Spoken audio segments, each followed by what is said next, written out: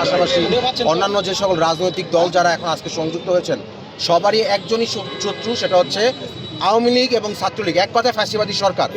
আমরা চাই, আমরা ছাত্র জনতা, ছাত্র এবং জনতা আমরা সবাই চাই ছাত্রলীগ আওয়ামী লীগ বাংলাদেশ থেকে নিষিদ্ধ করা হোক।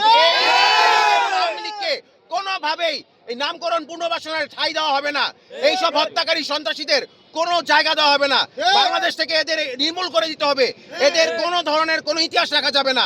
আমি সোজা কথা বলতে চাই, যারা সন্ত্রাসী কর্মকাণ্ড করে, যারা হত্যা করে, এদের বাংলাদেশে কোনো ঠাঁই নাই, বাংলার পবিত্র মাটিতে কোনো ঠাঁই নাই। আমার কাশেম ভাই শহীদ হয়েছে, তার আত্মার মাগফিরাতের কারণে হইলেও এই বাংলাদেশের যত জাতি আছে তাদের সকলের শান্তি নিরাপত্তা সুনিশ্চিত করার জন্য হলেও এই আওয়ামী লীগ এবং ছাত্রলীগকে বিতাড়িত করতে হবে, নিষিদ্ধ করতে হবে।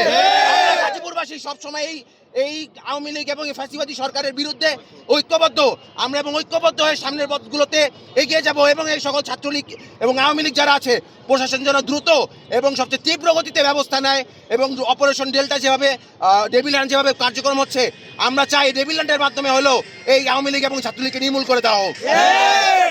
কোটি মানুষের আস্থার ভালোবাসায় 11 বারের মতো দেশের 1 নম্বর রেফ্রিজারেটর ব্র্যান্ড ওয়ালটন।